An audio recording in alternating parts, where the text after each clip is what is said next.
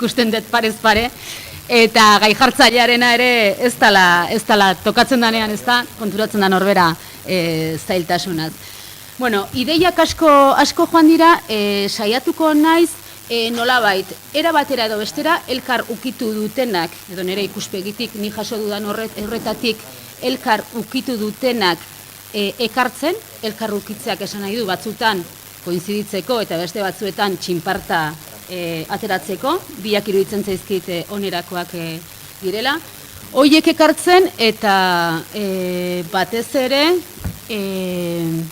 hemen planteatu den gaia, hau da, euskara, generoa, klasea, jatorria, arraza, gaur eta gurean nola biltzen diren, hor sortzen den arragoak, hor sortzen zaizkigun arazo eta galderei, nola baiteko erantzunak edo tentsioak izan daitezkenak hortatik jotzen ez da. Ez dakizuek, ni goizekoak entzun da, geratu zaidan impresio orokorra hizlari guztiekin da, tentsio detektatze bat badagoela guztien artean, ez? Hori behintzat partekatzen dela, erabatera formulatu edo beste erabatera formulatu. Eta justu horiek direla guri ere sortzen zaizkigun korapiloak eta ziur aski hemen gauden gehienok nola edo hala erantzun nahi ditugunak edo irudika dezakegun mundu hobeago horretarako tresnatzat horiek askatzea konsideratzen dugunak, ezta? Aldebiko istasuna, uste aipatzen zula Itziarrek momentu batean, ez? Intersekzionalitateaz, edo elkarguneaz, edo, bueno, biharko agindu digute sustraik eta Maialenek, ez? Ekarriko digutela hitz egokia, bitartean bi hitz horiekin ibiliko naiz. Aldebikotasun hori, ez?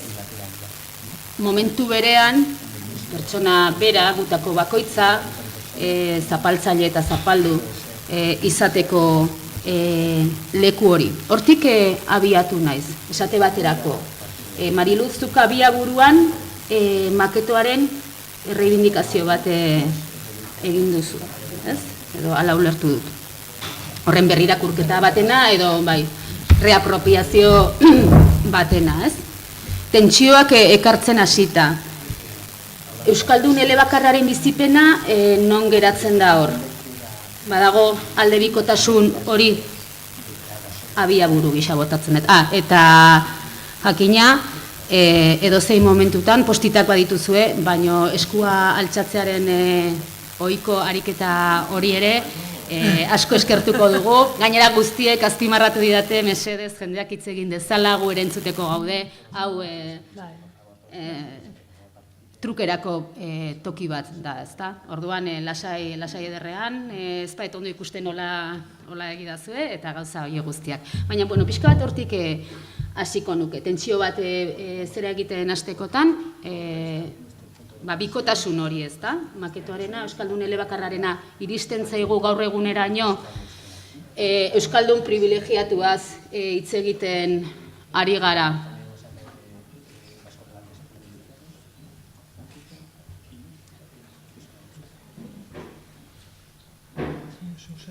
Bai, esan nahi dut, ez da, azken boladan asko da bilen, nik askotan entzun duten kontua, ez da. Bai, ni moderatzailea, naiz. Ez, nik ikusten dut tentsio hori, ez? Edo bikotasun hori.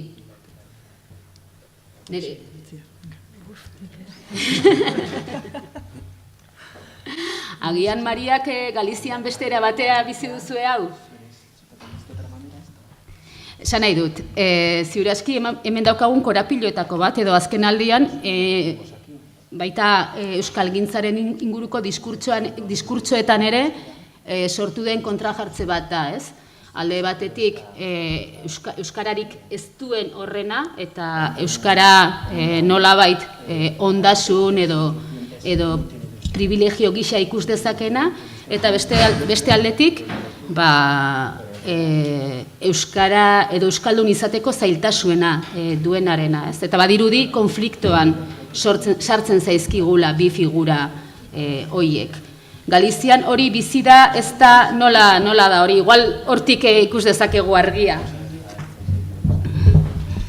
Bueno, eu dicía, isto está encendido, escoitadesme?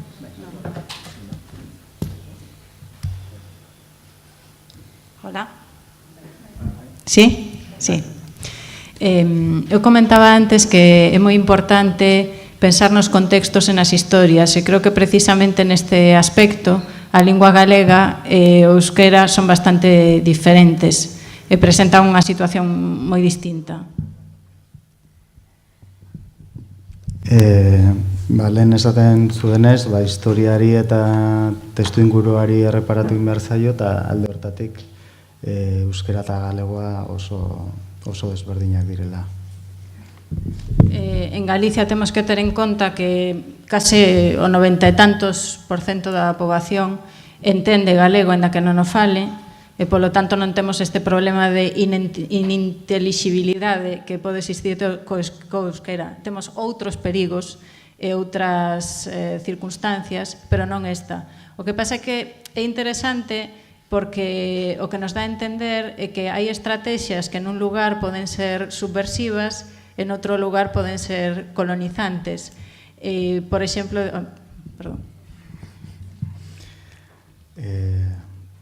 Galizian ez dago halako arazorik, han biztanleen 80% galego hitz egin ezarren ulertu egiten duelako, badira beste arrisku batzuk, beste inguruabar batzuk, eta horrek zer pentsatu ematen dio, estrategia batzuk inguru batean subbertsiboak izan ditezkenak, beste leku batean kolonizatzaileak izan ditezkela.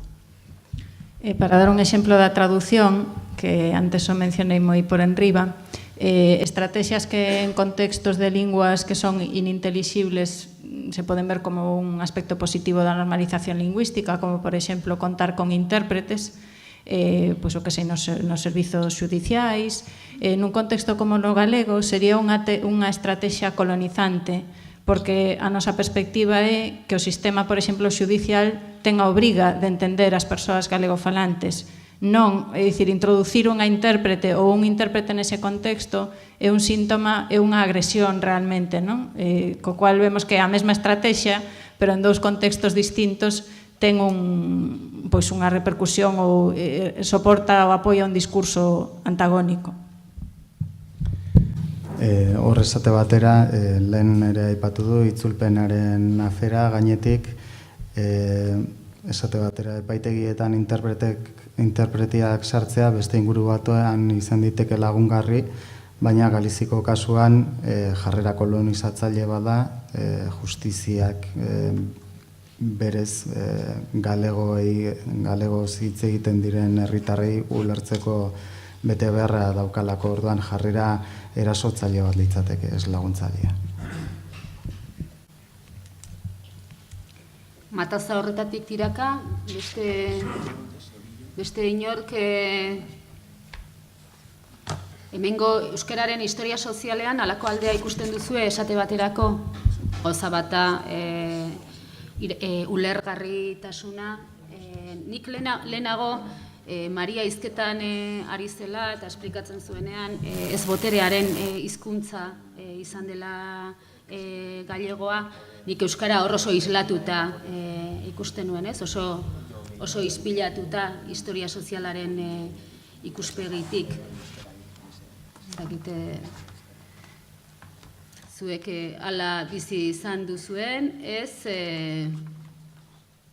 Ziuraski mai honetan ni naiz bakarra nolabait gune euskaldun batetik datorrena. Ez dakit horrek nire ikuspegia aldatzen da, gune euskaldun erlatibo batetik. Beasain ere ikastolan hasi ginenean gure gelakoen erdia genekien euskeraz, eta beste erdiak etzekien bat ere, eta nik ikastolan ikasi nuen lehenengo gauza gaztelera izan zen, hori izan zen gure trukea, ez?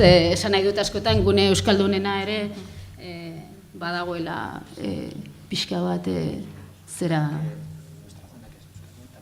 eginda. Bueno, gero agian itzuliko gea honetara. Igual orain,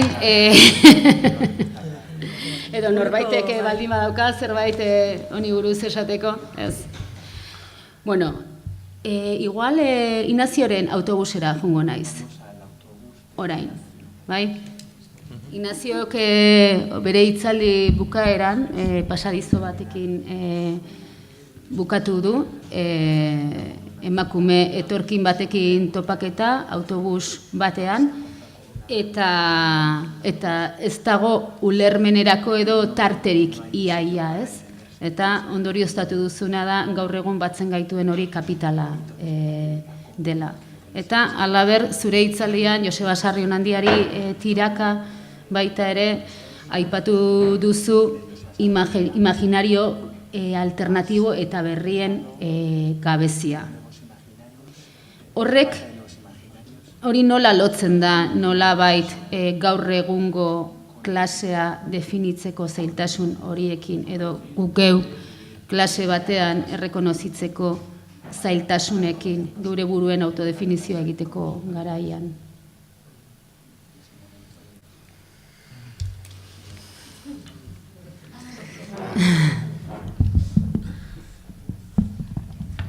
Prestatzen dituzun galderak tesiak dira, osea, benetan, osea.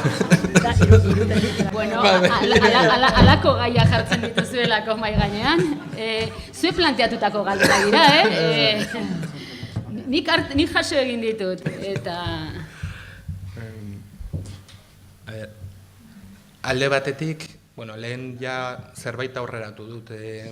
Klasearen inguruko hausnarketa, kontzientzia galdu egin da. Hori ja arazo bat da. Guztiok klase ertainekoak gara. Eta hori gezurra da. Langileak gara, orokorrean. Gero, badaude eliteren bat eta bar, baina orokorrean langileak gara. Eta zentzu hori berreskuratu behar da. Gero, egia da, maila batzuk dauzkagula, bai, prekariotasunarekin, langabezia, eta bar, baita etxeko lana, ere. Hori ere importantea da, Mariluzek aipatu du, hori nik uste dut arazo zentrala edo nagusia dela oraindik gure jendartean. Zer egin etxeko lanarekin. Normalean, emakumeek lan hori egiten dute, kobratu gabe edo soldatari gabe, baina kapitalismoak behar du edo horren beharra dauka. Beraz, hori alde batetik. Gero, ja ez gara hiritarrak, konsumidoreak edo konsumitzaileak besterik ez gara. Hori ere, adibidez ikusten da grebekin. Greba orokor bat suertatzen denean edo egiten dutenean, beti kesaren bat agertzen da esanez. Nik eskubidea daukat garraioa hartzeko, hau erosteko, dendetara joateko. Hemen iruditegia beti konsumidore batena da, ez hiritar batena. Beraz, hori ja, biak nahastu dira, hiritarraren rola eta konsumitzailearen zeregina edo rola, ere bai. Eta hori arazo bat da. Bukaeran, kapitalismoak demokrazia barneratu eta irentzi egin du. Eta hori, nola eman buelta edo nola irauli hori, arazo handia da. Eta hori lotuta dago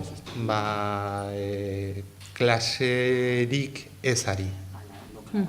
Edo klasearen zentzurik ezari. Edo faltari. Eta hori da nire ustez arazo real bat, eta oraindik alderdietan sartzen ez dena, modu zentralean edo modu sakonean. Eta hori horren bila zerbait asmatu behar dugu. Ikusten duzu nonbaiten asmazio horren ernamuinik edo zantzurik? Tokiz-toki, agian hirietan, auzoetan, batzuetan, aztarnaren bat aurkitzen duzu. Baina diskurtso politiko ofizial haundian, nire ustez ez dago gauza handirik. Batik bat, autoeskundeen ikuskizunarekin, beti 15 egunetan dena erabaki, planeatu, planifikatu, eta esan behar dugu. Eta bukaeran hori ez da benetako politika. Aste honetan irakurri dut, nik uste dut egunkarian ez dakit non, benetako politika deitzeko beste hitz bat asmatu behar dugula. Izendapen berri bat behar duela. Eta nik uste garai honetara heldu garela.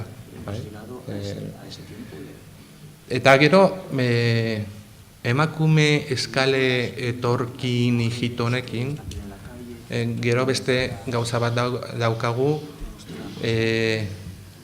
klasetik, jendartetik, kanpo geratzen den jendearekin zer egiten dugun. Marxismo klasikoan bazegoen termino edo hitz bat horretarako, lumpen proletargoa edo, agian gogorra da, baina bazegoen termino bat hori zedarritzeko eta honetaz mintzatzeko. Hori ere orain erderaz oso ongi esaten dute esklusion sozial. Esklusion sozial ez da ezer. Pobrezia da zerbait. Eta jendarte batek markatzen duen pobrezia edo ekoizten duen pobrezia. Hori da. Baina esklusion sozial, esaten den moduan, hori ez da ezer. Ematen du zeruetatik eroria edo etorria dela, eta hori, honekin gertakari horren kausak galtzen dira. Azterketa soziologikoan, politikoan, eta hori beste modu batez planteatu behar da. Eta gainera, gu hiritarrak gara eta besteak dira baztertuak, baztertu sozialak. Eta zergatik eta nola eta non dauden auskalo. Baina bapatean autobus geltokian berarekin topo egiten duzu. Bizi da, ez? Eta topo egiten duzu. Eta orduan gorpuzten da, ez? Egoera. Orduan, klasearena da horre lainoan edo daukagun gauza bat, ez? Baina, era berean, Mariluz, zuk aipatzen zenun, gure bi puntu goriak edo gure bi gabezia handiak klasismoan eta arrazismoan ikusten dituzula. Uste dutela, nondik norazoa zen ikusi dugula, ez? Etxeko lanaena aipatu duzu, erresidentzietako langilena. Zehazki nun gauzatzen da gure klasismo hori? Nik uste dut, bi gauza, lehenik eta behin nik maketo hitza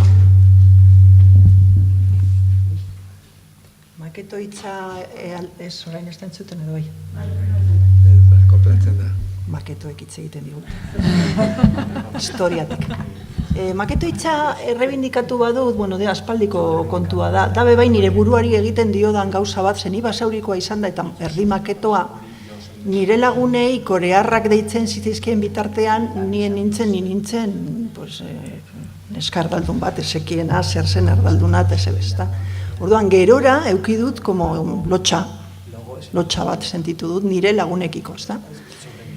Eta orduan, nik hori errebindikatzen dute zain beste hizkuntzarekin lotua, da gehiago lotua nola begiratzen genien, edo nola begiratzen zitzaien pertsonabiei, eta orduan iruditzen zait hor, gaur egun ez dugula maketo hitza erabiltzen, baina utzi dazu esaten migratzaile esaten dugunean batzutan, esaten ari gara, ez da batzutan eufemismo bat, Esan nahi dut, maketo edo antzerako hitz bat erabiliko bagenu igual argiago zertasari garen. Esan nahi dut, eske eufemismos beteak gauden.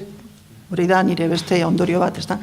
Orduan, esaten dut, bueno, erabili dezagun hitz hori edo berdin ditzain, pizka bat ikusteko nondik hitz egiten ari garan gauza hauetaz. Bueno, orduan, nik bai, klasismoaren eta rasismoaren esaten dozu, nik hemen bi gauza ikusten ditut, Nacho.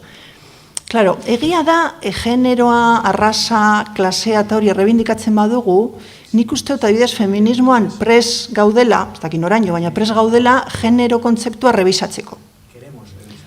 Zer hitz egiten ari gara horreta, zer dan generoa uztartzen da besteekin, eta buelta asko eman dizkio, ezta? Nik uste klaseari ere, klase kontzeptuari ere, buelta batzuk eman behar zaizkio, klaro, hartzen badugu, Marxen klasea, igual ez du balio gaurko. Orduan, ezait iruditzen berdina, baina igual da nire truko bat egiten dudala, klasismoa edo klaseaz hitz egitea. Klasismoa iruditzen zait, hartu ditut bi figura horiek, baina batez ere etxeko langilearena, ez etxeko Andrea, etxeko langilearena naita, etxeko langilearena da pertsona bat, prostituzioa zer hitz egin daiteke, ze da beste aukera bat, ez da, atzerritarrentzat adibidez, emakume atzerritarrentzat. Baina etxeko langilea da pertsona bat datorrena, ustez ikasketari gabekoa, baina gero estadistikek esaten dutena da emakume horiek ikasketa unibertsitarioak edo bestelakoak badituztela, eta usten diegun leku bakarra da hori. Usten diegun kasuak leku bakarra da hori, estatuak ala antolatzen duelako, mundu mailan horrela antolatzen delako, eta gu geuk ere, hor danok parte hartzen dugu horretan. Hor sartzen dira, lanbide hori garatzen dute, oso interesgarria da ikustea hor gertatzen den, intimidadearen politika aipatu duzuzu, baina intimidade horretan ere gertatzen den, sexualitateari dagokionez, osasunari dagokionez, harreman berari dagokionez, nola distantzia, nola negoziatzen doza gauza asko, eta orduan, nik hor ikusten dut, zentroan ez badugu ikusten, momentu batean, ez dut esaten etengabe, gaude naita, pizka bat klasismoa, egon daiteken fenomenoak, feminismoa, zari naiz, pizka periferian usten, badakigu hor dagoela zerbait, gero batzuk, nik neuk, badaukat pertsona bat kontratatuta garbiketa egiteko nire etxean, horretaz ere ez dugu hitz egiten, hemen batzuk eukingo duzue, ezta? Pentsatzen dugu kondo kontratatuta ditugu latori, guzti horretaz ez da hitz egiten, ezta? Orduan, iruditzen zaitor, argi eta garbi dagoela klasismoa eta rasismoa. Ez badugu hitz egiten arrasaz, ez dugu ikusten Euskal Herrian gaur egun gertatzen, eske, identifikatzeke dago, nire ustez, identifikatzeke dago gertatzen ari da. Orduan, baditugu noizean behin, gauza potoloak Gasteizen gertatu dana, edo ez dakiz zer hori oso erreza da identifikatzeko, baina ez denean hain erreza ze pasatzen dan, ez da, orduan, hortik ninoian. Orduan, bi gauza batetik, kategoria horiek revisatu behar dira, generoa, klasea, arrasa, naiz eta erabili, ni erabiltzaren aldekoa naiz, baina errebisatu behar dira eta ikusi nondik nola eta hori, eta bestetik, nik uste jarrera klasistak eta rasistak badaudela feminismoaren baitan. Klaro, erabili dut kolonialitatearena, ze adibidez, iruditzen zait interesgarriagoa, ze asko erabiltzen dugu adibidez prekarietatea, ez da? Kafea hartzen nengoenean, ez dakit norekin hitz egin dudan, parkatu, eta esaten genuen, klaro, hemen asko esaten dugu gazteak prekarioak dira. Baina nire inguruan dauden gazte prekarioek, badituzte gurasoak, badituzte beste aukerak lan egiteko nahi ez dituztenak, oso ondo.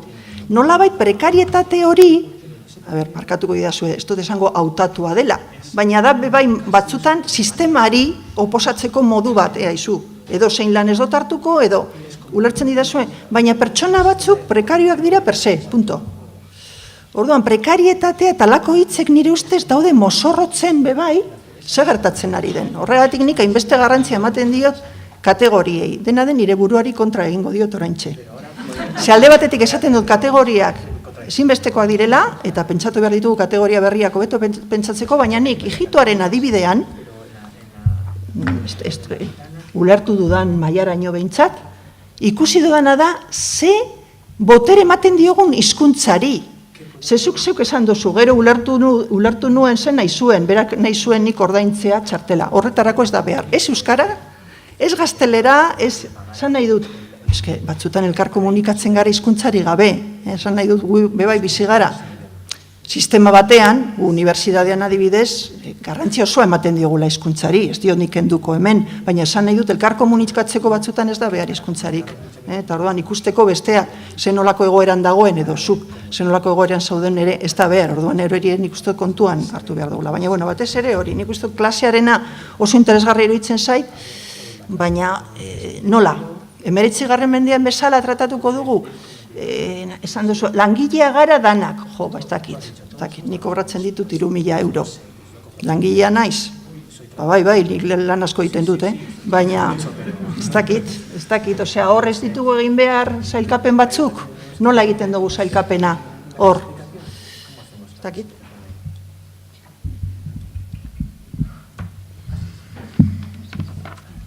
Itziar nahi dezu zerbait aipatu, Maria, bestelanik, edo Nacho nahi dezuna, baino ez Mariluzek zioenaren aritik, nik ez daukat hain argi prekarietatea hain aukerakoa eta hain urria den.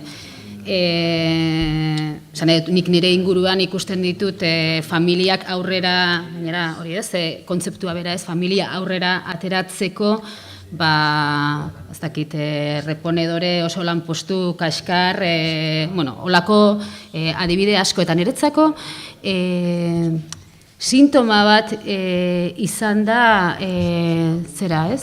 Jaurlaritzako sailburuan RGIarekin esaten duenean 600 eurorekin duinki bizi zaitezkela. Nik egin nuen irakurketa eta igual, ez dakit, gaizto xamarra izango naiz, baina normalean inozente xamarra izaten naiz, eta ez dut uste honetan ere oker nabilenik, nik abisoa navegantes bezala ulertu nuen. Ez bakarrik RGIari lotuta, baizik eta oroar esateko 600 eurorekin duinki bizitzea posible dela, eta gehiago lotu nuen benetan RGIarekin baino minimo interprofesionalarekin. Esate baterako, Hendaian bizirik, oraindik Frantziako estatuan minimo interprofesionala zenbaten, edo Espainiako estatuan, horra direz bai ikusten da batzuetan, ez? Jendeak zergatik hautatzen duen momentu batean bidasoaz alde batera lan egitea, edo beste alde batera lan egitea oraindik. Deseraikitzen masibo honen barruan, jakinik ere, joera Macronek ziuraski badakarrela berdintzea, baino Espainiaren aldera, ez? Kasu honetan. Orduan ezakit. Ni bizi baldintza estuagoak ikusten ditut gero eta hurbilago eta gero eta masiboago, naiz eta egia den gure ehun sozialean oraindik ere oasiaren ideia bederen hain txertatua egon, ez?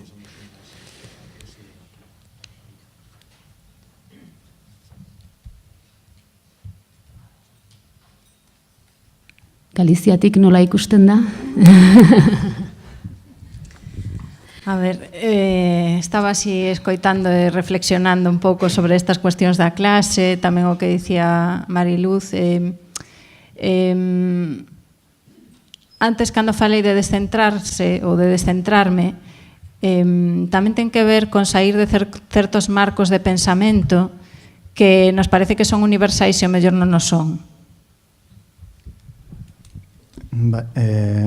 Adi egon naiz eta gogoetaz, klaseaz eta Mariluzek esan duenaz, eta lehen deszentratzea aipatu dudanean, esan nahi nuen atera behar dugula pentsamolde ustez universal batzuetatik ez baitira benetan alakoak.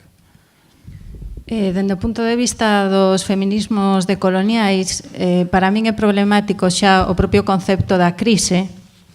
Eu sempre digo que por que empezamos a considerar crise cando nos afecta aos países europeos, cando hai, pois agora non vos sabería dicir exactamente as cifras actuais, miles de millóns de persoas que viven en pobreza extrema e nunca falamos dunha crise, nunca tomamos isto como unha crise, cando en realidade todas as cousas que se están aplicando agora nos nosos países xa se aplicaron noutros lugares antes, pero non nos preocupou ata que chegou a nosa casa, non? Gero feminismo dekolonizatzailearen ikuspegitik ere krisia kontzeptu modura kritikatu beharra dago, ze Europara iritsi zenean hasi ginen krisiaz hitz egiten, baina badira 1.000 milioi lagun baino gehiago pobrezia gorrian bizi direnak munduan, ez?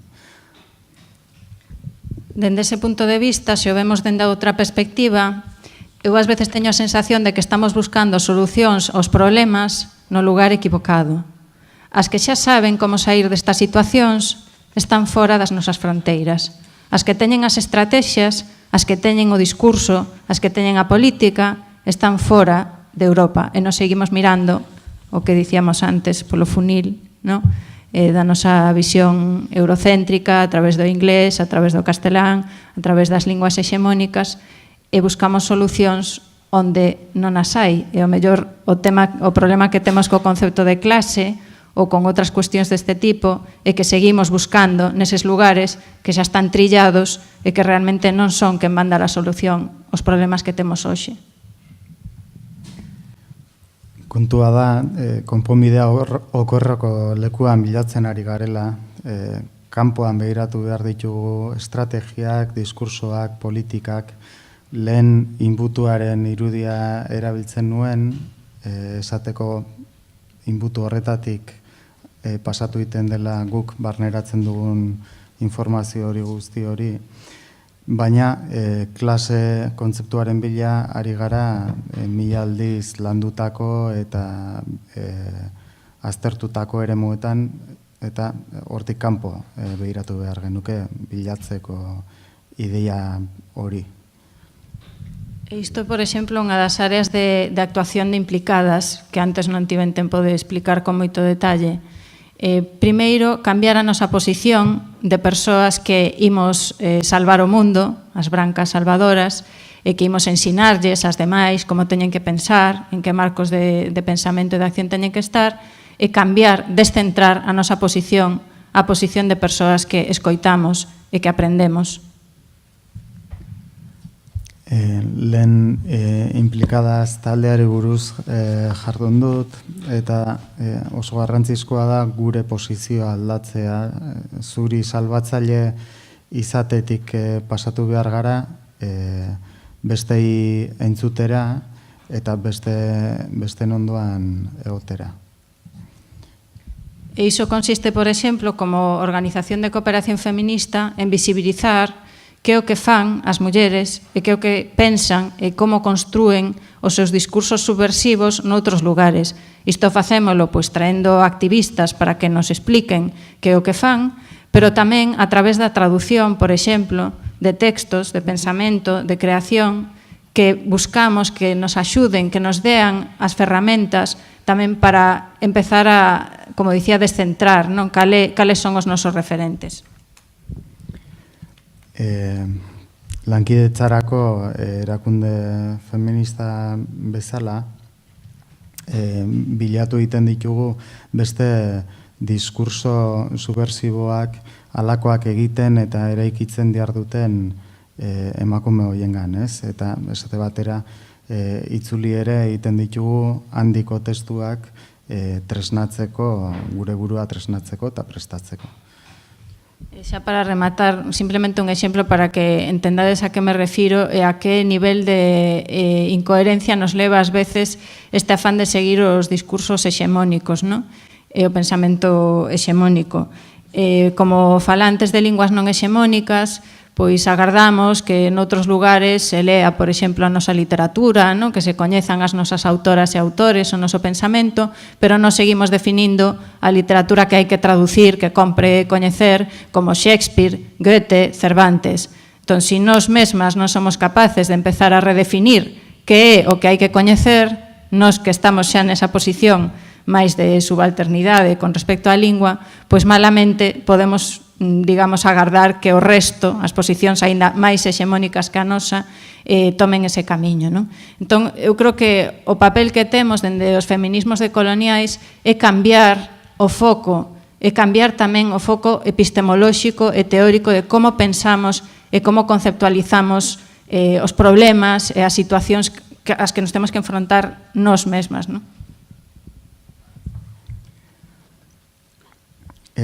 Hor badugu inkoherentzia bat eta da pentsaera hegemoniko horri segitzea eta esate batera gurea kanpoan irakur dezaten literaturaz ari dela hori bilatzen dugu, gure literatura edo kanpora ateratzea, baina ez dago benetan gogoetarik kanpotik ona ze itzulpen egin behar diren eta nolako testuak itzuli behar diren.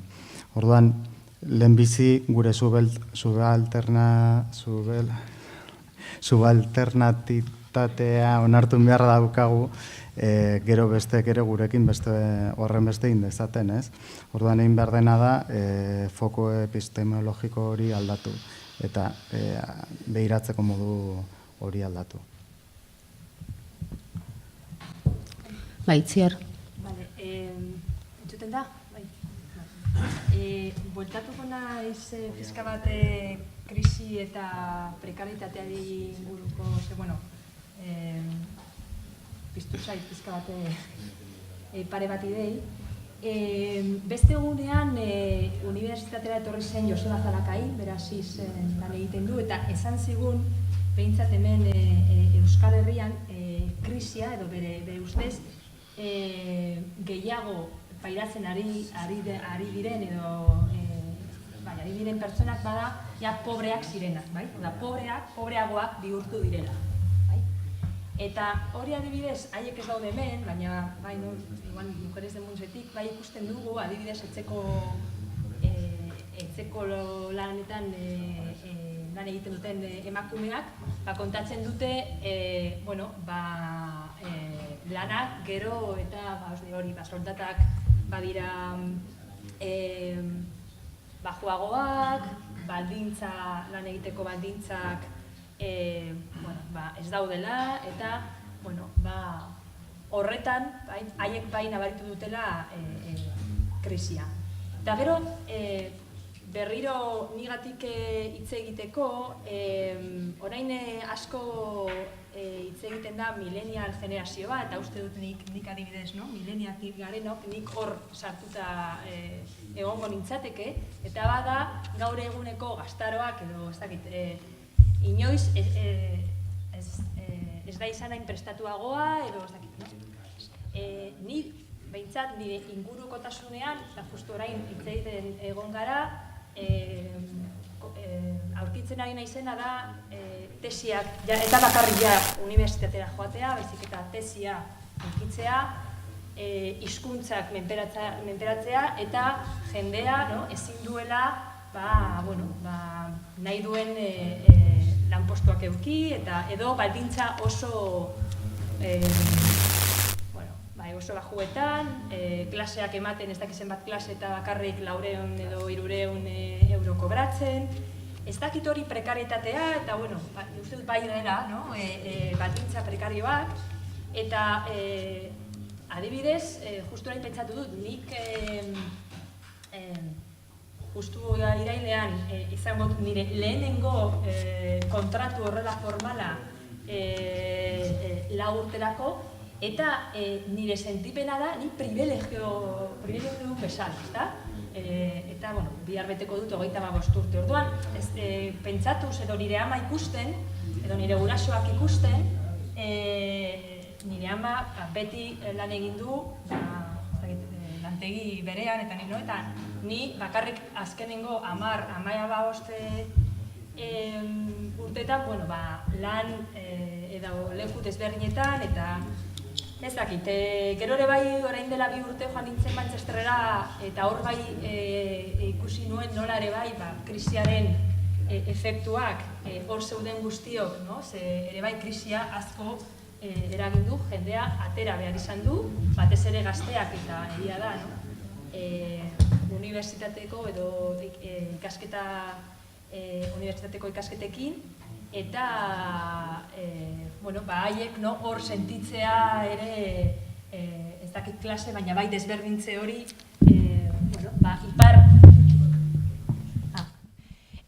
Ipar Europan, ez da? Taiek esaten zuten sentitzea, desberdintasun hori. Ez dakit, etorri zaita alako ideiak, ez dakit oso ordenatuak, baina, botatzen ditut. Bueno, hasi zeate animatzen. Beraz, hasiko naiz jendearen artetik edo zuek botatako galderak egiten. Bueno, hau, bi horritan dator. Koldo Izagirrek 20. mendeko poesiaren azterketaren baitan ondorioztatu zuen ezaugarri komun hau dutela poetek. Galtzaile izatearen kontzientzia kolektiboa. Ez malkokeriara daramana, ez biktimismora daramana. Ekar dezagun ideia hori 21. mendera. Lot diezaiegun euskarari, klaseari, jatorriari, arrazari. Zer deritzozue? Bai, mesedez, bai. Bueno, uste beste aparte dela. Koldo Izagirrek 20. mendeko poesiaren azterketaren baitan ondorioztatu zuen ezaugarri komun hau dutela poetek. Galtzaile izatearen kontzientzia kolektiboa. Ez malkokeriara, ez biktimismora emana. Ekar dezagun ideia hori 21. mendera. Lot diezaiogun euskarari, klaseari, jatorriari, arrazari. Zer deritzozue? Galtzaile kolektiboaren ideia hori ekartzea. Pentsatzen dut lotzen dela lehen aipatzen genuen imaginario berriekin, imaginario kolektiboekin. Eta bururatzen zait honekin lotuta Juan Luis Zabalaren liburu ezagunenetako bat ere galdu arte dala, eta galdu arte tartasuna garai batean mintzat erreibindikatu zela ez giro batzuetan. Balio digu poeta galtzailearen iruditeriak. Bueno, zer esan nahi du galtzaile izatea, ez? Bueno, ez dakit nork idatzi duen, igual argitu beharko liguke, ez?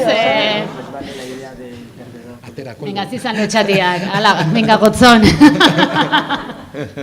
Zerrekin dago lotuta galtzaile izatea?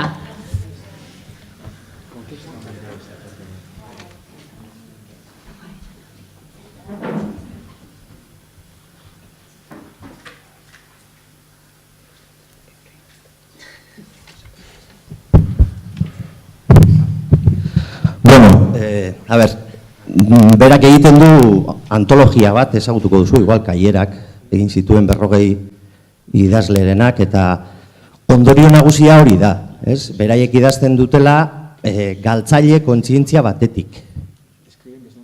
Ez biktima bezala, ez negarra eragiteko, negarra ez bada galtzaile izatearen kontzientzia batetik. Zeren galtzaile? Hizkuntzaren galtzaile, gerraren galtzaile, lurraldearen galtzaile, identidadearen galtzaile. Nik nahi nuke, ez daukat erantzunik horregatik, nahi nuke entzun. Zuen ustez hori aplikatzen baldin badiogu 21. mendean euskarari, euskararen egoerari, jatorriari, klaseari, feminismoari, berari ere bai. Ze irakurketa egin dezakegun, ez? Eta bigarren, ja, esplikatuko dut, bigarren galdera esan normalizazioarena, ez? Mariluzek esan du errebisatzearena, eta ni asko kezkatzen hau normalizazioa, kontzeptu horrek, ez? Kategoria horrek.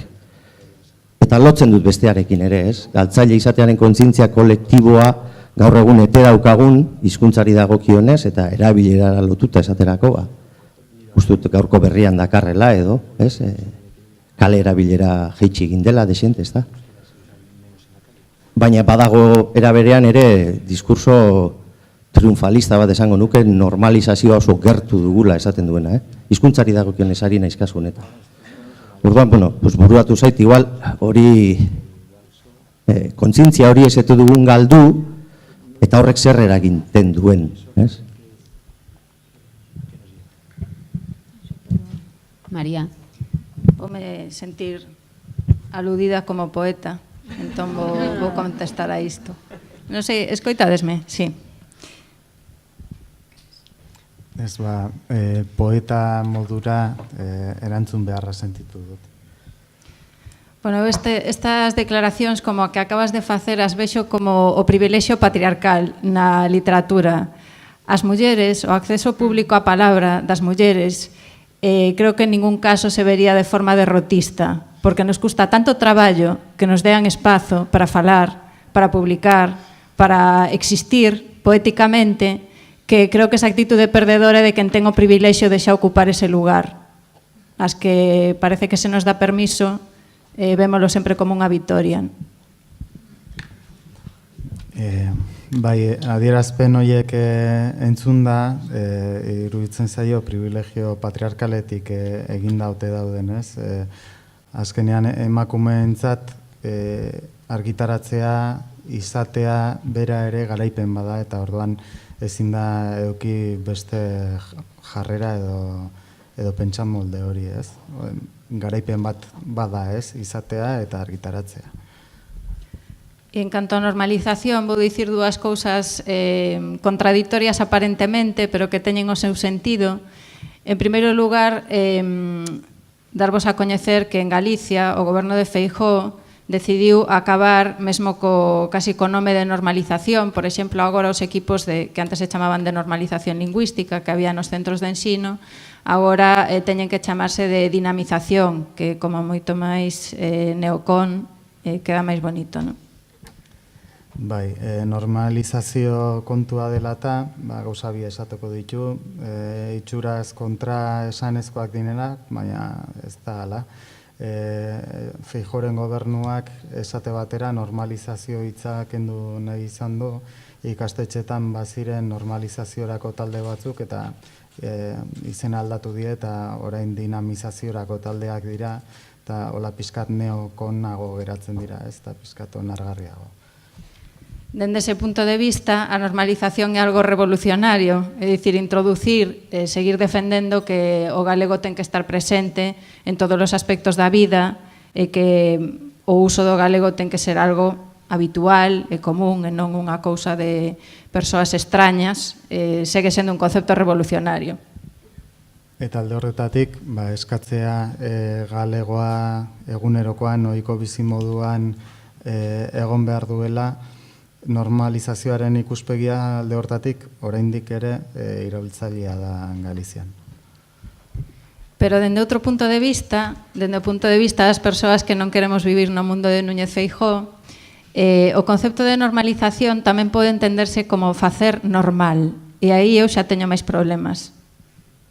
Gero bestalde batetik, Feijóoren munduan bizi ez garen ontzat, normalizazioa ere izan diteke normal bihurtzea, eta hor ja berak arazoak izango lituzke alakorik onartzeko. Por exemplo, dende o punto de vista da literatura, o discurso non pode ser a normalización no sentido de facer normal. A literatura ten que ser un espazo biodiverso onde as voces das anormais teñan cabida. Literaturan esate batera ezin da normalizazio alde hortatik hartu. Bioaniztasun handiko lekua eta eremua izan behar du, eta anormalek ere izan behar dute leku bat literatura horretan. Por exemplo, os discursos das mulleres, os discursos das persoas non heterosexuais, non cisxénero, non podemos normalizar, nese sentido, aspectos da cultura. Alde horretatik, emakumeen pertsona heteroak ez direnen diskursoek ezin dugu normalizatu kultura hori, ez? E o último aspecto, que ademais é unha pregunta para vos, porque descoñezo o que acontece co euskera, ten que ver co meu espazo máis querido, que é o espazo da traducción, onde a normalización tamén ten ese dobre gume. Eta orain, nire galdera da itzulpenaren hildotik datorrena, berak hortan lan egiten duelako, ia Euskal Herrian itzulpenen inguruan ia normalizazioak baduen bitasun hori, ez? Lehen aipatu dituen alderdi bi horiek. En Galicia existe como unha convención de que os textos literarios, vou falar só da traducción literaria, que a traducción son moitas máis cousas. Existe unha especie de convención ou de acordo de intentar anosar, que é a palabra, non sei se che vou dar aquí un pouco de dor de cabeza, anosar é unha palabra que se utilizou tradicionalmente no galego, dende o século XX, para falar da traducción, é dicir, facer algo noso, non? Nese concepto tamén de normalización, e moito dende un punto de vista lingüístico, non? Que os textos soen galegos, non? Que sexan enxebres, que dicimos nós. Bai, alde horretatik, izan da konbentzio bat, testuak, itzulpenetako testuak, itzulpen literarioaz hitz egin da, han guretzeko, ez? Galegoaren doinua emateko testuei, berez jatorriz galego sortuak izango balira bezala. Claro, iso está moi ben cando traducimos a Paul Auster, pero o problema de aplicar ese pensamento cando traducimos as nosas outras é eliminar a súa diferenza e o que realmente nos pode introducir elementos de repensar a nosa identidade. Eta hori ondo dago Paul Auster itzuli behar dugunean, baina gure beste hoiek, gure beste hoien bestetasuna eta diferentziak itzultzen ditugunean, hor behar bada ezaugarri batzuk galduko lirateke, zer pentsatua emango zigutenak gure buruez ere gogoeta egiteko. Por lo tanto, na miña conceptualización política da traducción, no caso da literatura, cando traduzo a autoras de lingua tamil, o que me interesa é que sexamos nós, como lectoras, hexemónicas neste caso, europeas e brancas, as que teñamos que facer o esforzo de achegarnos a ese texto, e non que haxa un axente mediador, que sería eu neste caso, quen elimine todas aquelas cousas que nos poidan provocar dificultade ou incomodidade. Bai, bere ikuspegi politikoa itzulpenari buruz, esate batera, berak tamiletik itzultzen duenean, uste du guk zuri hegemonikoak egin behar dugula esfortzua hurbiltzeko haien ezaugarrietara, eta ez ararteko bat erabili, kasu honetan itzultzailean behaztoparri horiek edo bideko koska horiek guztiak berdintzeko. E xa para rematar, eu defendo unha ética e unha política da incomodidade. Cando estamos incómodas, cambiamos de posición. E iso é o único que necesitamos moitas veces para transformar os problemas que atopamos ao noso arredor. É necesario que nos sintamos incómodas. É necesario que ocupemos, dende os afectos, os espazos de conflicto e que deixemos de velos como algo negativo e os entendamos como zonas de fricción dende as cales podemos transformar. A persoa que está cómoda nunca fai nada para transformar o que a rodea, non? Oso garrantzitsua da bere etika eta politikari buruzko ikuspegia desorosotasunean oinarritzen da, desoroso sentitzen zarenean posizioa aldatu beharra daukazu, eta garrantzizkoa da aldi berean gatazka gune horietatik, lizkar gune horietatik ez egitea, horiek okupatzea, hor hain zuzen ere erantzunak agertuko direlako, ez? Aipamen txiki bat, galtzaile ideiarekin oso interesgarria iruditu zait. Duela gutxi Edoi Etxartek idatzi du zutabe bat berrian eta nago itzultzen, baina nik ulertu dodana da, etak galdu duenean guztio galdu dugu, eta asaltzen du zergatik, eskerra galdu du, eta pizka bat galtzaile zera hori aldarrikatu dut, aldi berean aztertzen du, ezta? Pentsatzen nengoen, nik esango nuk ez dakite poesia irakurtzen dodanean hori erakusten didate poetek, baina bai erakusten didate gauza bat nik asko eskertzen dudana, eta da erakusten didate bizitza bere gordintasunean. Osea, erakusten dizkidate literaturan orokorrean, ez da? Erakusten dizkidate bizitzaren alde batzuk normalean aipatzen ez direnak, ez zure lagun intimoekin ere ez, edo, eta ikusten duzu eta esaten duzu batzutan identifikatzen zara edo ez, baina hori bai. Orduan, nengoen pentsatzen zuke galdera hori egin duzunean, agian pentsatu beharko genukela zer izango litzateke politika bat zentzu horretan. Zer izango zen politika bat, feminismo bat adibidez, bizitzaren alde guztiak erakutsita. Horregatik interesatzen zait klasismoaren, arrazismoaren, edo beste ismo batzuk, ez da bakarrik hori. Ze iruditzen zait politika egiten dugunean, nahiz eta feministak izan, eta ez dut uste galtzaile identitate asko daukagunik feministok, nahiko baina politika egiten dugunean eskutatzen ditugu gure bizitza pertsonaletik edo gure bizitza kolektibotik alde asko literaturan adibidez daudenak eta guk erabiltzen ez ditugunak. Agian alako politika bat egingo bagenu, behitu, igual beste bide batetik joango ginateke. Hor bai ikusten dut nik poesia eta politikaren arteko balizko lotura bat. Ziarrek aipatzen zuen intimitatearen politikarekin lotzen dena. Zuk, Natxo, erantxina dezu zerbait galtzaileen inguruan, erakargarria zaizu, edo, ez? Hor geratu da, no? Nik ulertzen dut berak errana, gainera arrazoia dauka, baina ez beti. Adibidez, hizkuntza galtzear dagoenean norbait olerkari edo poeta bilakatzen baldin bada eta galera bat sortu dela zalatzen badu, horrek ez du esan nahi beharrez bere jarrera patriarkala edo dela. Gero, hemen ere, Koldo Izagirreren biografia eta joera eta nortasuna ezagutuz, zer da galera hor? Eske agian, gerra zibilaren hildakoak dira. Beraz, emakumeak eta gizonak, gainera. Beraz, kontu handiz ibili behar dugu. Lehen ere, esan du, kanpotik etorriko dira erantzunak. Batzuetan bai, beste batzuetan, ez? Sindikatuak adibidez hemen antolatu behar dira. Agian beste kanpoko sindikatu batek formula bat emango digu, edo kanpoko kooperatiba batek erakutsiko digu nola kudeatu adibidez esparru bat edo lan eremu bat. Baina hemen ere sor daiteke erantzuren bat edo. Beraz, nire ustez modu harinean edo azkarregi esaten dira gauza batzuk eta kontu gehiagorekin aztertu behar da. Zertarako mintzatzen gara sektoreen artekotasunez eta gero batean ja formula fijo bat aplikatu dugunean. Beraz, nire ustez hor gehiago landu behar dugu.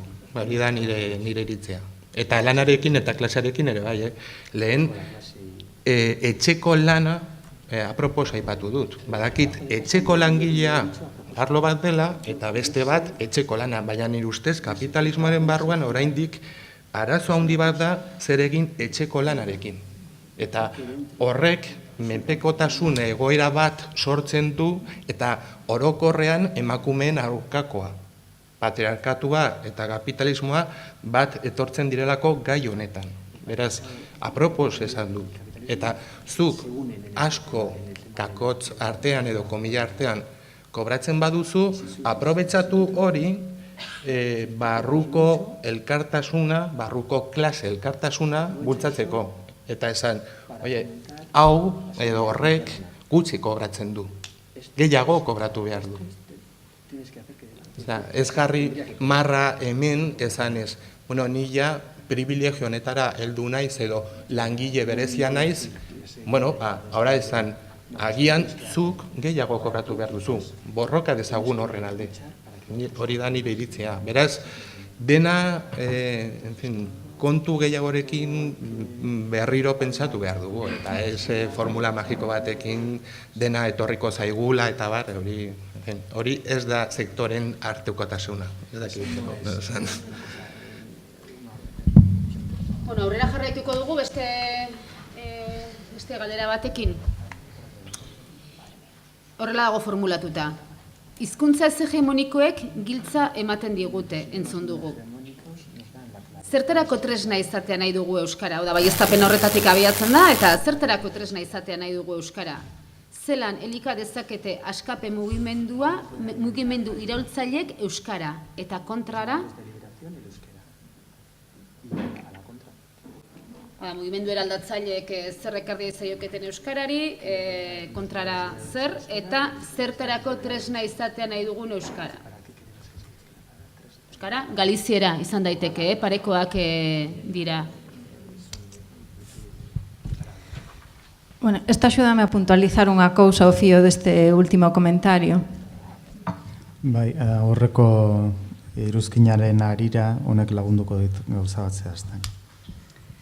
Cando falaba antes de buscar solucións noutros lugares, se cadra non me expliquei moi ben, non me refiro a copiar fórmulas, que é o que nos pretendemos que as outras fagan de nós, senón a desfacer as epistemoloxías, e vou dar 2 exemplos. Lehen konponbidea kanpoan bilatu behar zirela esaten nuenean, enuen esan nahi kanpokoa kopiatu behar zirenik, ez bada epistemologiak desegin behar genituela, eta adibide bi emango ditut. Cando aquí empezou a crise, un dos problemas que máis preocupaba, ou polo que máis se medía, era pola caída da venda de coches. Era un indicador que preocupaba socialmente moitísimo, que non se vendían coches, non? Entón, iba a haber unha caída do emprego, unha caída do nivel adquisitivo, etc. etc. Hemen krisia hasi zenean, kezkarik handiena zen autosalmentak ikaragarri bera intzuela, eta horrek ekarriko zuela enpleguen galera, erosalmenaren berakada. Ou, por exemplo, pois toda a desactivación da que falábamos, non, dos movimentos sindicais, dos movimentos obreiros, era, digamos, tiñamos uns certos focos de visión. Eta gero bestalde batetik, langile mugimenduak, gizarte mugimenduak desaktibatuta zeuden. Moito tempo antes diso, as feministas decoloniais, en distintos lugares, vou falar sobre todo de Asia, porque digamos, a zona, o espazo xeográfico que coñezo mellor, levaban moito tempo falando dos problemas, por exemplo, do concepto do crecemento, do concepto disto que agora chamamos interseccionalidade, non? Das alianzas, de como establecer alianzas, do impacto ambiental, da relación das persoas co medio natural. É dicir, un pensamento moito máis complexo para os problemas que agora tiñámonos aquí do que nos adoitamos facer. Orduan, feminista dekoloniatzaileen ikuspuntutik, hasian behin berak ondoen ezagutzen duen adibidea dalako, han baziren hazkundeari, inguruneari, naturari, intersekzionalitateari, hoiei buruzko gogoeta batzuk eginda, guri garai hortan, krisiaren garai hortan agertu zitzaizkigun arazotarako. Pero claro, o problema é onde chega ese discurso, e aí é tamén onde empezamos a falar das linguas. Ese discurso que se está desenvolvendo moitas veces en linguas indígenas non chega aos lugares onde despois se toman decisións que están do noso lado. Kontua da, nora iristen den diskurso hori garatzen da hizkuntza indigenetan, eta orduan ez da iristen gure ondora gure arazoa konpontzeko. Ou incluso cando temos traducións a linguas que ao mellor podemos acceder, pois tampouco se difunde ese pensamento. Seguimos mirando os mesmos centros para que nos dean as mesmas respostas. Eta batzutan itzulpenak edukita ere, eduki horiek ez dira zabaltzen, eta betiko zentroetara, betiko guneetara behira segitzen dugu konponbide eske. Dende ese punto de vista, para ir ao tema desta última pregunta, eu creo que o feito de falar unha lingua non hexemónica o que dá é o potencial de comprender con máis complexidade estas relacións. O potencial non quere dicir que despois o poñamos en práctica, pero polo menos temos o potencial. Hizkuntza ez hegemoniko bat hitz egiteak erakusten digu argi bai argi ze potentzial dagoen. Ez dago horrek esan nahi gero hori erabiliko dugunik, baina potentzial horren berri bai ematen digu. Por exemplo, a diferencia dunha persoa monolingua en inglés ou en castelán, nós somos conscientes de que hai máis formas de ver o mundo que a nosa. Ingles dun edo gaztelania dun elebakarrek ez bezala, guk bai garbi ikusten dugu ez dauela, dauela mundua ikusteko beste modu bat, gurea ez dena. Por iso me revelaba, dentro de, por exemplo, os feminismos, cando os feminismos se desenvolven sen esta conciencia da diversidade lingüística, estamos perdendo moitas ferramentas para traballar o mundo e moitas visións. Estamos creando exclusións dentro dun movimento, dun pensamento que debería de ser subversivo, non? Bai, orduan, hizkuntzen aldetik murrizten baldin badugu feminismoen garabidea, orduan baztertzen ari gara aukera eta galtzen ari gara aukera asko bide horretarako. E dende o punto de vista contrario, os movimentos de defensa das linguas non hexemónicas teñen que aprender de outros espazos como os feminismos ou os movimentos ecoloxistas ou os movimentos sindicais ou obreiros, labregos, como lles queiramos chamar, a utilizar ese potencial. É dicir, temos ese potencial polo feito de falar unha lingua hexemónica, pero hai que facer algo para que ese potencial se materialice. Guk badaukagu potentzial bat, hizkuntza hegemoniko bat erabiltzeagatik, baina zerbait egin behar dugu potentzial hori baliatu ahal izateko, eta hortarako hizkuntza hoien alde ari diren mugimenduek erreparatu behar liekete feminismoari, ekologismoari, laborarien erakundei ikusteko nola atarramentu atera horri. Beste inork erantzine du zerbait kontu honetan? Estela pasako gea, ez? Bueno, beste galdera bat. Bi polo ikusten ditut, helburu ezberdinez. Bat, bereziki dirua pribatizatzen dutenak, boterea, kapitalismoa. Bi, bizitza lehenesten dutenak, gizon emakume parekotasuna, euskara erdara auzia, soldatapekoen eskariak, langileria. Zuek nola ikusten duzue? Bereizketa bat egiten da garbia. Bipolotan. Hori baino konplexuago? Bai, nik uste dut, lehen uste dut, itziarra gainera insistitu duela, ez da, bikotasunak alde batera. Iruditzen zait, alde bikotasunaz bakarrik itzaiten badugu, zer egiten dugu orduan, gu beti honen aldean jartzen gara. Zer azken batetan, ez dakit gaur egungo gazteak, baina guk ikasi genuen onak eta txarrak daudela, eta horrekin jarraitzen dugu. Barkatuko didazue, horrekin jarraitzen dugu. Orduan jartzen gara, alde batean, honen aldean, orduan nik uste hori baino komplikatuagoa dela. Orduan, eta gero beste aldetik, ez dakit, formula bakarrak topatzea, hain potoloak, tesiak diren gai hauentzako, nik uste bebai, igual, egin behar dana da bebai, bihar ere adibideak ikusiko ditugu, eta nik uste zentzu horretan oso interesgarria izango dela. Adibide txikiak begiratu, zer egiten ari den, eta igual adibide txiki batean, edo kontestu batean, formula bat aplikatzen ari da, eta formula hori ez da baliagarria bastean. Orduan nik uste dut, azkarregi atera nahi dugula formula bateratu bat, teoria bateratu bat, eta bi polo horiek, ez dakit, nik desde luego ikusten dut askoz komplejoagoa, baina pentsatuta nire bizitzan, nire bizitzan ere, azten ba naiz pentsatzen non nagoen, denetarik ikusten dut, eta iruditzen zaita berazgarria dela bebai pentsatzea konplexotasun horretan, ez da? Beste inork erantzine duzue inguruan? Bueno.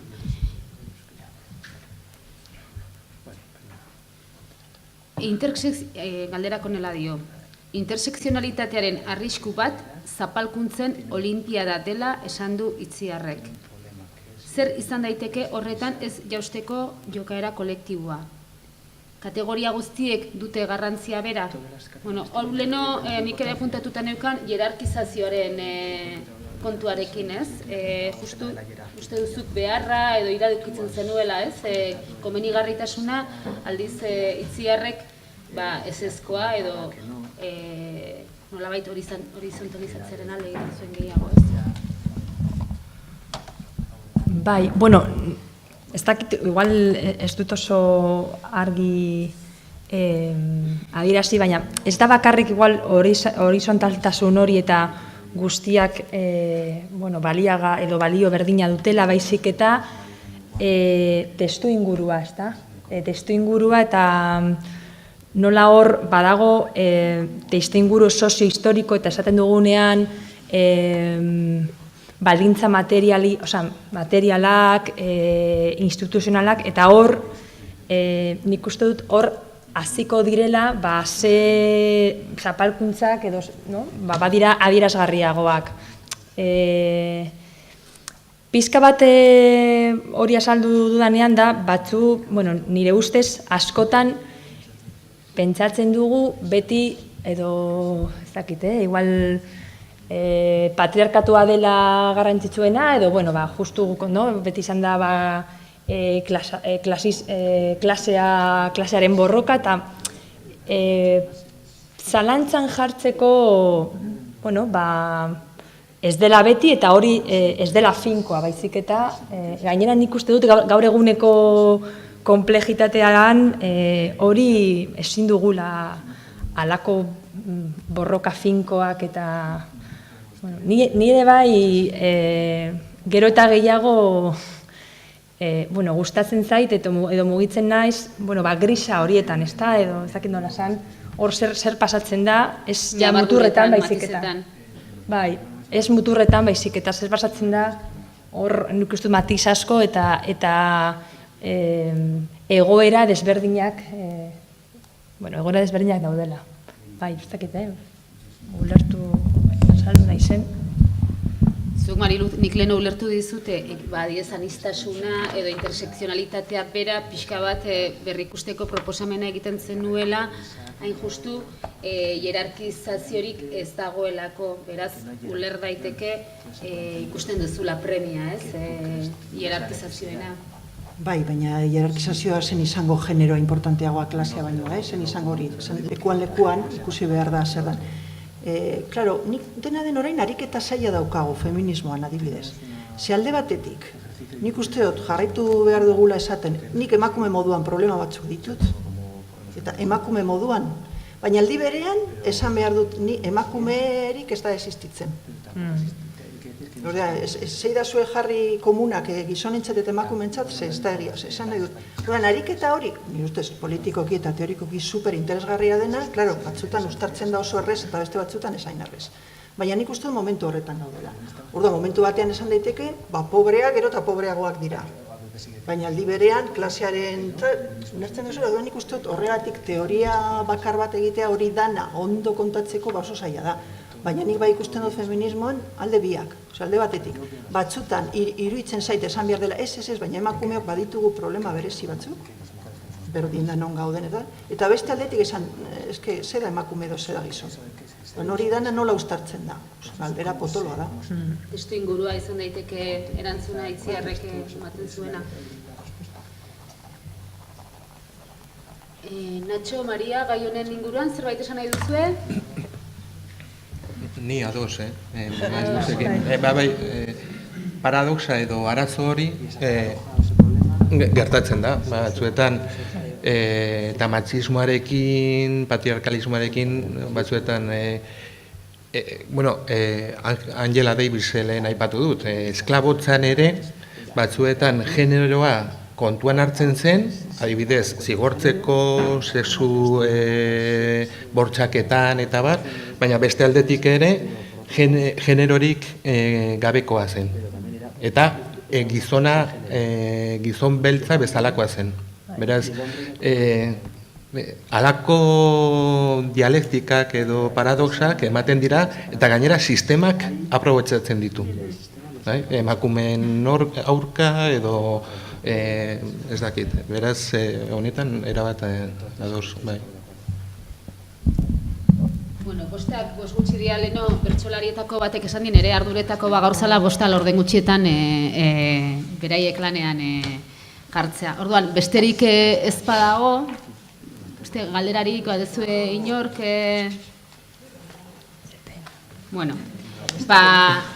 edo ondorio zehatzik atera dezuen horbaitek, baieztapen bat, teoria orokor eta oso hori inork marraztu badu bota dezala. Eta bestela, galdera forman etorri den belarri tirakada batekin bukatuko dut, eta batez ere intersekzionalitateaz behatzi silabako berrasmatu beharreko hitz horretaz ari garela. Non geratzen da zeinu hizkuntza, ze paper joka dezake zein hizkuntzak euskalgintzan, zein paper joka dezake euskalgintzak keinu hizkuntzarekiko botere harremanean. Uste dute belarritik tira egitea izan dela. Eskerrik asko denei, Antxon, Maria, Inigo, Nacho, Itziar eta Mariluz, eta zer esanik ez zuei, eta orain Plaza Andre eta Gizonei emango diegu tokia, eta bihar arte.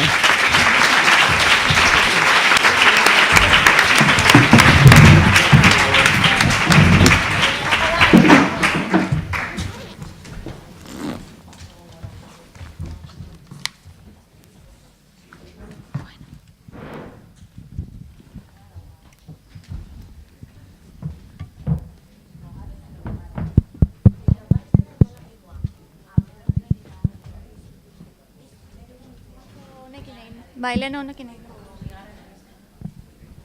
Bakoitza bat zeukan, Bata. Eta hau.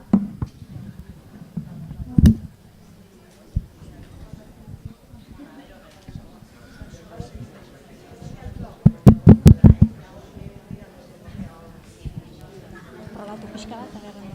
Bai.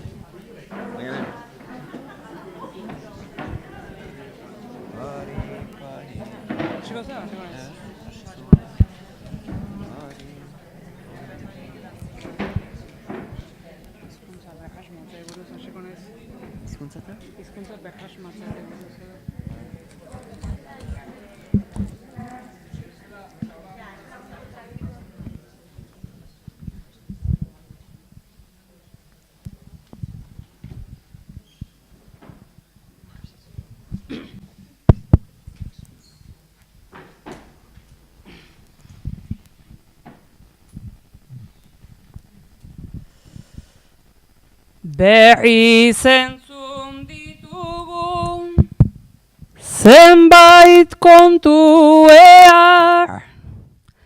galtzaile izan da ere ez eginez negar.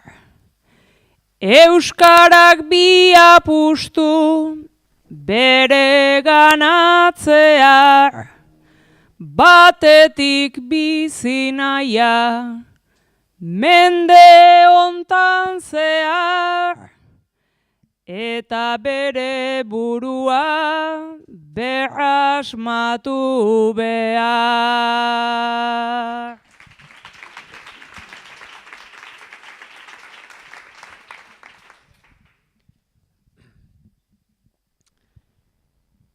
Ez da jakiten aixe zer den datorrena, eta datorren horrek berez dakarrena. Urrenaren utsa zein, utsaren urrena, oraina bizitzea, ta sortzearena, hizkuntzen erronka da, eta personena.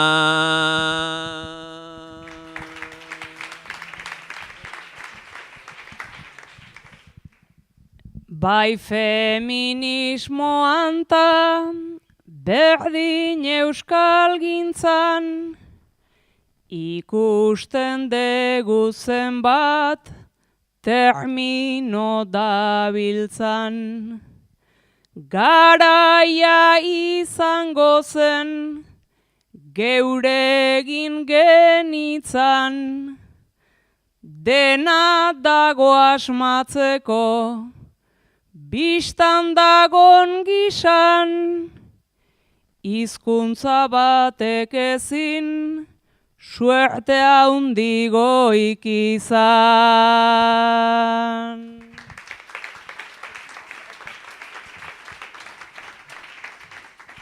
Asmatu behar ditunak bereak eta bi, Aurrean ez aldauzka bide txur ugari, baina begira jarri gure zilborrari. Biktima garenean dena da hitz handi, nola deitzen diogu gure lokatzari.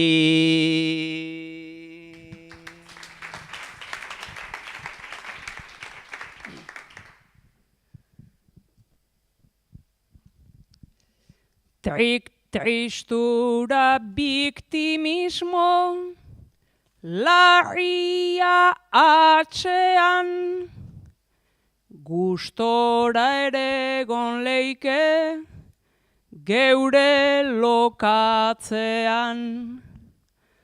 Ta sarri izan nahi dugu besteen antzean, ea asmatzen dugun alako trantzean, geure buru asmatzen, geure ardatzean.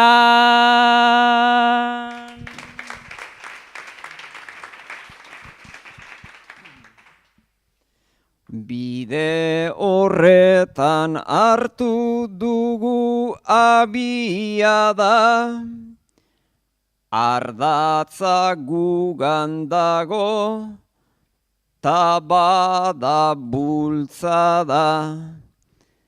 Baina gugana bea, segizazu ara, berrasmatu behar bada, gu eta euskara, diruaz izketan hasi beharko gara.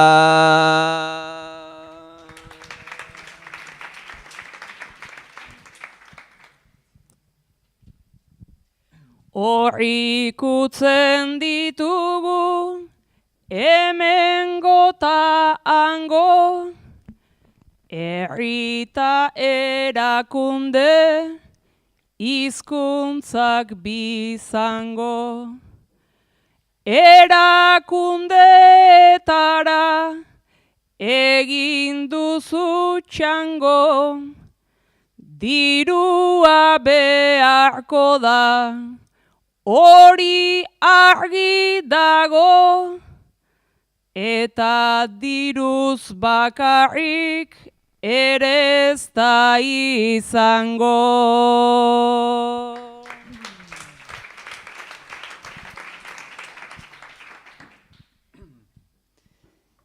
Ez nenbilen bakarrik erakunden teman, baizik gure tabuek sortzen duten leman. Zenbat kobratzen duzun, hilan bukaeran, norbait ote daukazun, garbitzaileeran. Haunditan izan nahi dut, Mari Luze Esteban.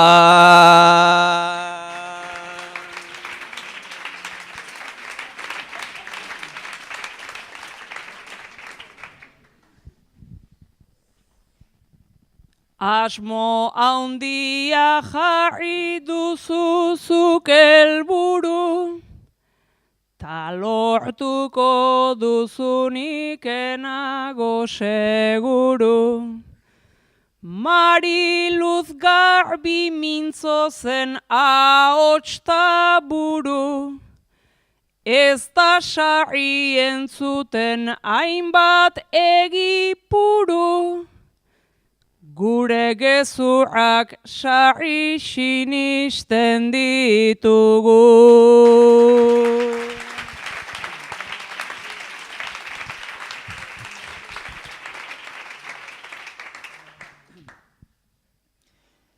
Gure gezurrak nekez ditugu ikusten, naizta gero egiek gaituzten zapuzten. Hasiko ote gara ederra itxusten, lehenago esan dizut, ze amets nituzken, baina ez dut asmatzen, eufemismoz usten.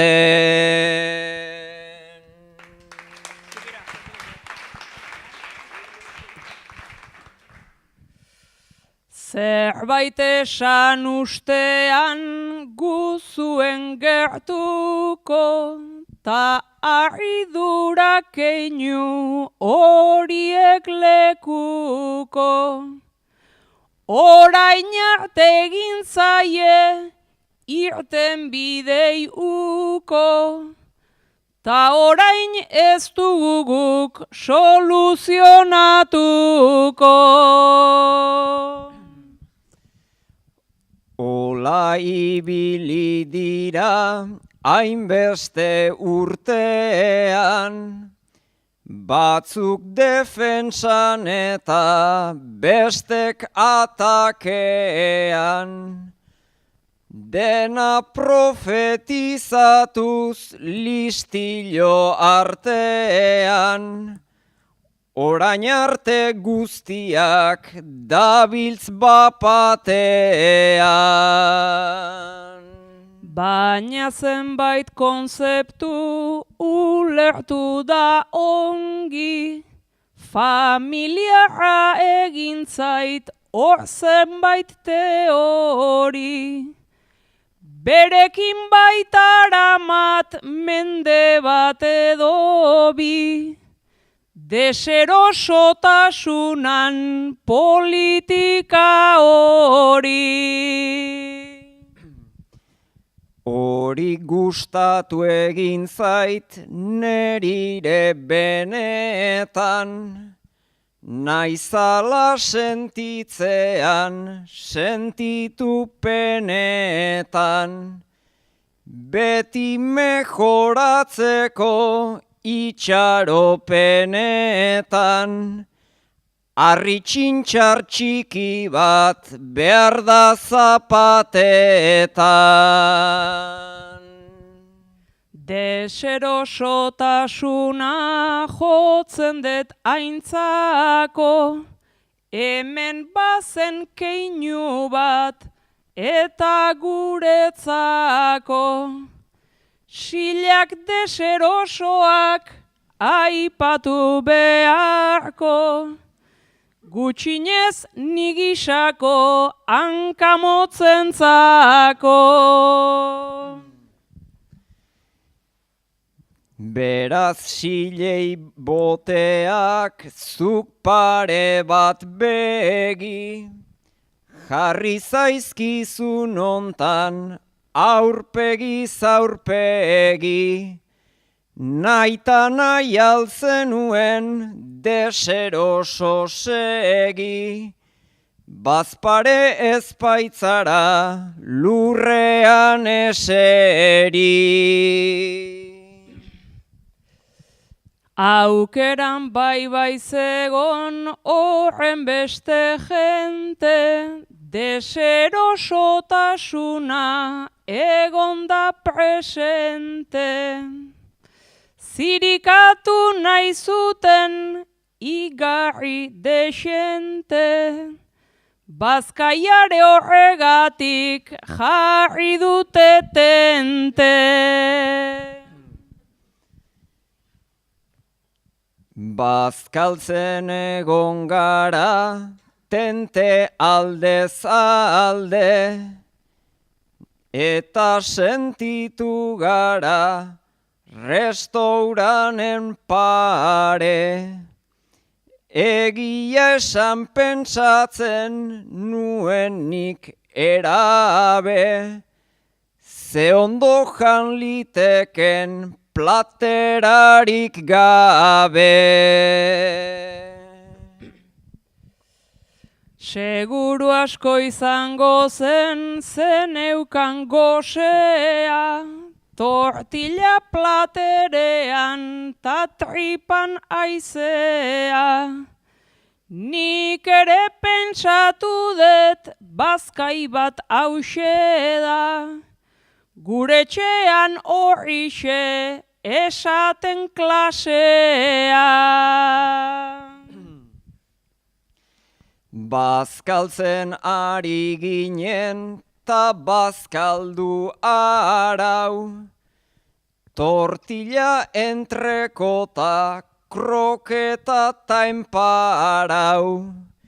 Nere baitan pentsatzen nuen Maialen, uau, ze klase iraultza da, iraultza klase hau.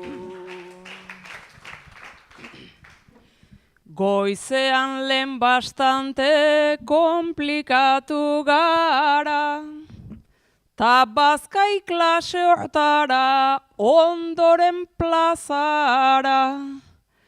Pikoteo ta trago ona eta ara, eta siesta garaian berriz rotondara. Atxaldekoa izan da, siestarako ginda, batzuk daude oraindik esnatu ezin da. Biharkoa luzea dugula jakinda, denak etor zaitezte ondo lo eginda.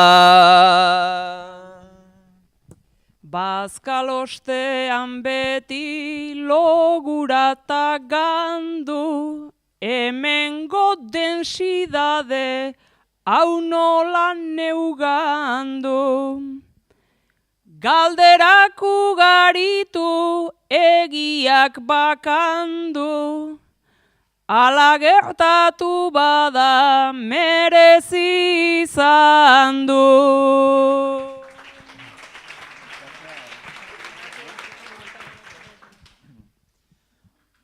Orain bisita eta pintxoak ardotan, gero kontzertu batzuk ta kotxera lotan. Kotxe hartu ezkero ezantz gaurko ontan, maiz daudela kontrolak intersekziotan.